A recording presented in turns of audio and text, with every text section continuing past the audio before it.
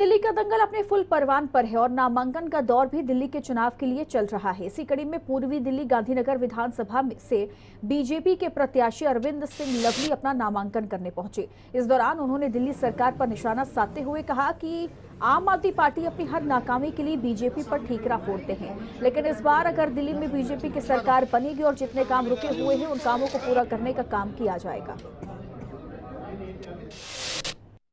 पूरी दिल्ली ने मन बना लिया है दिल्ली में बीजेपी की सरकार बनाने का और ऐसी सरकार से मुक्ति पाने का जिसके कुशासन से पिछले 10 सालों में दिल्ली के लोगों ने खोया ही खोया है।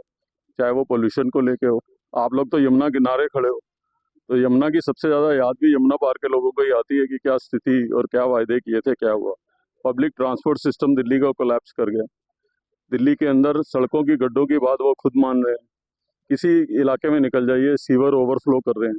जल बोर्ड जो मुनाफे की ऑर्गेनाइजेशन होता था आज घाटे में चल रहा है। पहली मर्तबा दिल्ली में बजट डेफिसिट हुआ है। 10 सालों से लोग सुन रहे हैं कि मुझे एलजी साहब काम नहीं करने दे रहे, मुझे सेंट्रल गवर्नमेंट नहीं काम करने दे रही। वो आरोप भी बाकी आरोपों की तरह गलत है। और मान लीजिए 1 मिनट को हमने मान लिया कि वो सही कह रहे हैं, तो भाई जब तुझे 10 साल से नहीं काम करने दे रहे तो अगले 5 साल क्यों दे देंगे? जब तुम काम ही नहीं कर सकते तो तुम चुनाव ही क्यों लड़ रहे हो?